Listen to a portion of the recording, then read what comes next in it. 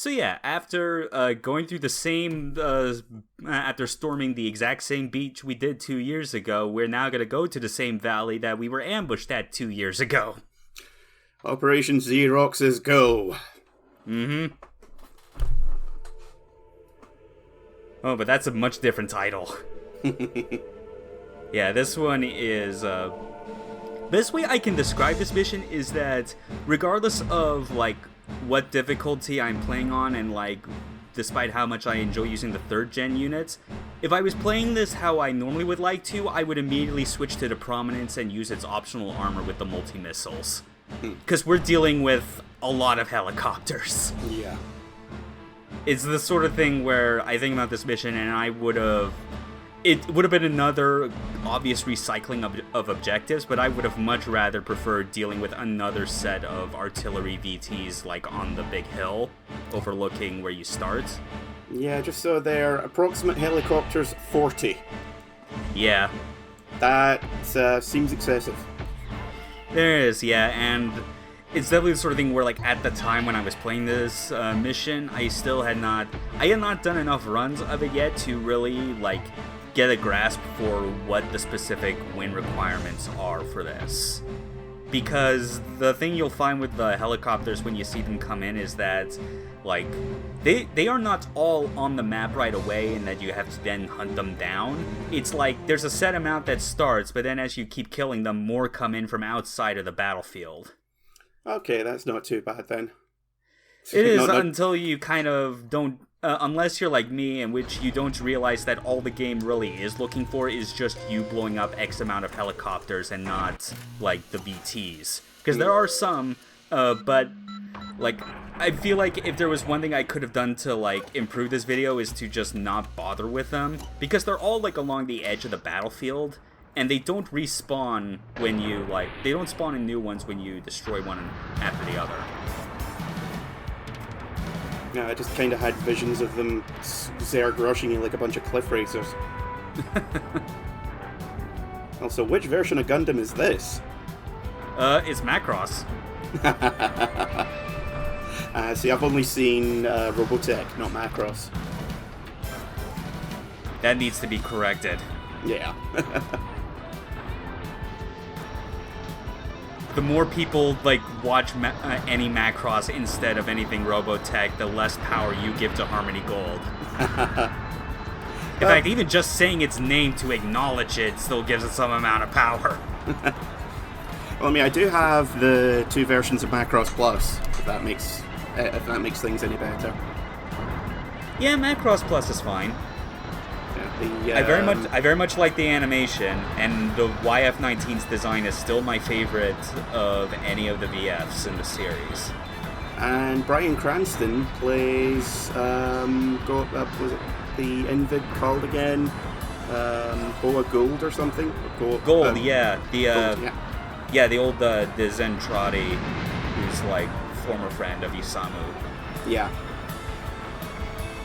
So only realized that recently. All because their friendship broke apart due to the Zentradi, because they're inherently violent, nearly assaulting the girl that they were friends with, and somehow forgetting that it was him totally at fault and not Isamu. Whoopsie doodle. Yeah. It's weird how, like, of all the love triangles in Macross, that is actually, like, I think the only time in which the triangle is with, like, 2 guys and 1 girl.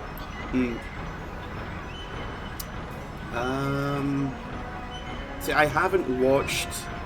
I've watched a lot of the individual... Like, the first 4 or 5 episodes of the individual series. But not actually watched the full thing. Right. Like, I got part of the way through Delta when it was originally airing. And always meant to go back to that, because that was a lot of fun. Yeah, Delta is, like, this may or may not be a controversial take depending on how much of an anime boomer you are. Not necessarily you specifically, but also anyone in the audience. But, like, I think Delta's, like, currently the best Macross series. I like it a whole lot in nearly every regard. As I said, I've only seen the first maybe half dozen episodes. But I was like, oh, okay, this is kind of fun. Maybe I'll get back to it another time because it's not really what I'm looking for right now. Yeah. And then I went, like a year or two later, I was like, oh yeah, I forgot all about that. Because someone else was talking about it, and everyone was like, no, this is the worst show ever. It gave me nasal cancer. And I'm like, what the fuck? Are we talking about the same show? It's like there's some people that are completely oblivious to the fact that music is like one of the most integral parts of the Macross series. I mean, Minmay ended a war that would have resulted in the extinction of the human race with a love song. If that does not solidify the point of your franchise, then I don't know what the fuck does. It's kind of like watching an Nishimori show or a Go Nagai show and saying those guys have crazy sideburns, just need to stop. Yeah. Like, you knew what you were getting in for, why complain about it? Yeah.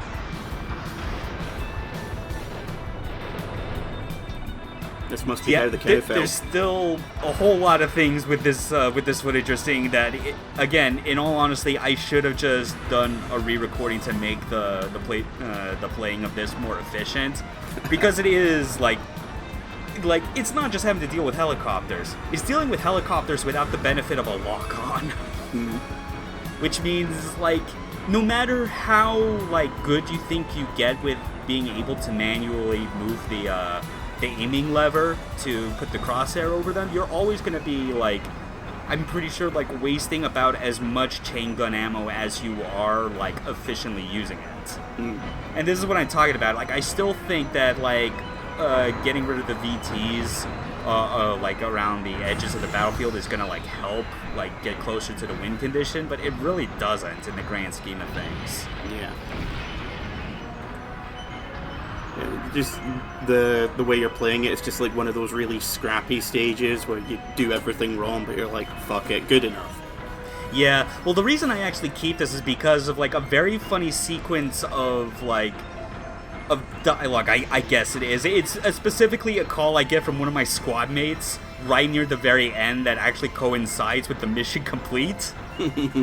So it's I thought that was humorous enough that that I just decided kind of what you said. It was one of those things where everything else about it went wrong, but just the one thing that stuck with me made me go, yeah, it's good enough. But yeah, seriously, it's you can imagine that this becomes a much faster cakewalk if you bring in the Prominence with its multi-missiles and the optional armor. Yeah. Because even for, small vehicle targets, those missiles will always home in with, very sharp accuracy.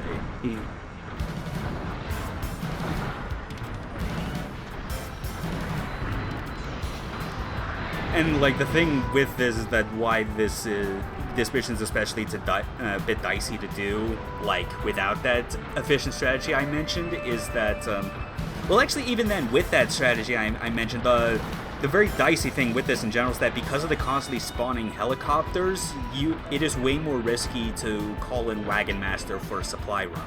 Yeah. Wagon Master, this is which I try to do right now because there's enough of a break, and I still have some chain gun ammo that I can still deal with some of these helicopters. And that's when you shoot down your own transport. Yeah. I mean, at least the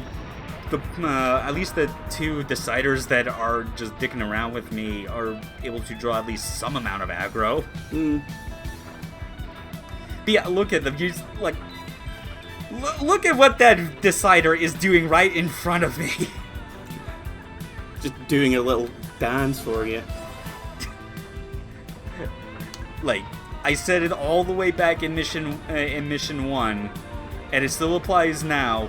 Friendly AI was never this game's strong suit. No. In fact, I would go as far as to say that, especially after you spend some time trying to manage your squad with your different commands, they are, de facto, the worst aspect of the game. I can't legit think of any other flaw that this game has that is way worse than those jackasses. Well, even the remixing of missions and just really, and the feeling of having a lot less money to work with in designing the second campaign still pales in comparison to having to, like, then trying to do anything legitimately good with the squad. I'd say maybe requiring a custom controller that requires you to pay about as much as you'd need to get a decent TV back in the day would be a pretty big one, but... Yeah. I don't know. I mean, with how emulation is going right now, hopefully in a couple years, like, this scarce commodity being this controller won't be as much of an issue. Because I don't know if you pay much attention to, like, the current progress in, like, the OG Xbox emulator scene, but, like, CXBX Reloaded recently got, like actual, like, Steel Battalion controller support, which is to say that there's now, like, a controller mapping menu that just lets you map all of the Steel Battalion controller's functions to any key. Oh, cool. So it's like, give it a couple more years or so when, like, more games for that emulator can be supported and run very well, then I think there will be, like, there will finally be, like, a new surge of, like, interest, I think, in people wanting to play Steel Battalion at a much more reasonable cost. Because it's like, I mean, like, this controller is cool and all. I'm still glad I have it. But by the same token, you can still achieve a lot of similar effects with, like, different mecha games, you know, like, or at least with other Mech Warriors, because that's really the only other major simulator type series of its kind that you could do with like a HOTAS or HOSAS setup. Yeah. You know, like those flight sticks today have so many buttons just on them. And unless you're, like, really, really getting into the nuts and bolts, you'll need maybe a third of them. Yeah, pretty much. But and even then, I feel like with a HOTAS setup, you wouldn't end up using all of them. But then again, like, I'm pretty sure, like, because, like, the throttle and stick combined is, like, more than 40 buttons, and this controller is about 40 buttons. So it's like you'll at least get, I'm pretty sure, maybe like 2/3 at the minimum amount of inputs from, like, a regular HOTAS setup used. Yeah. But yeah, I'm excited to see where that goes. You know, like, because I know I can't expect everyone to, like, have the opportunity as I do to be able to, like, own something as legit as this. Yeah. And that's me as someone who is, like, content with just dedicating half of my retro consoles, and even some that I want to get to, just being, like, having no physical game collection and just using an optical disc emulator. Not PS2 or N64, though. I'm way too deep into those catalogs that I can't pull out.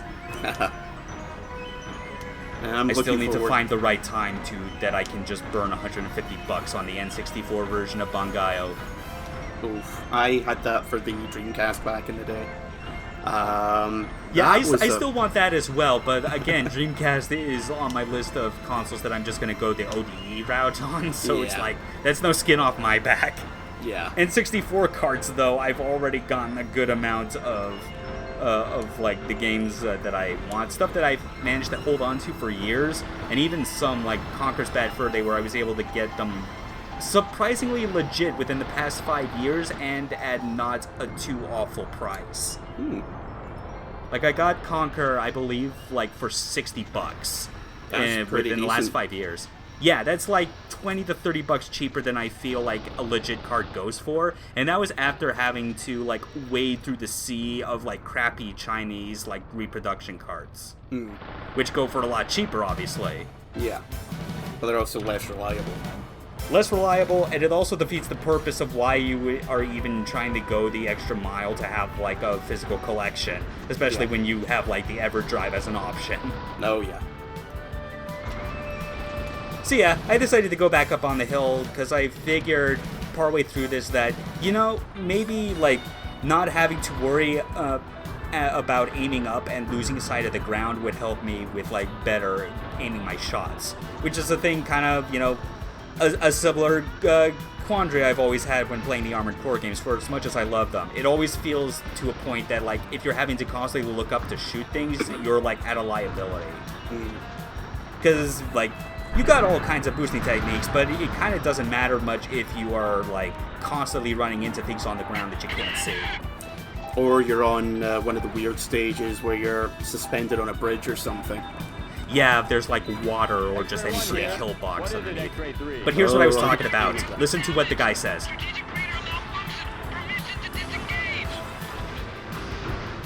Permission to disengage. Mission complete. Okay. Yeah, that's why I kept this. And don't worry, I can at least say that no other mission I have nearly the same amount of trouble trying to show off in a positive light as I do this one. There are some that go unexpectedly long, but they still remain interesting just because I'm using like 2nd gen units and up. Because that's the thing, like we've been using like an alternate model of the scare phase, and we used the new model of the Vits in the previous mission. Those were actually the last 2 1st-gen units of the entire game. So from here on, we're going to get back to having our familiar FSS and override systems, you know, actually be a whole lot more potent in our ability to destroy everything.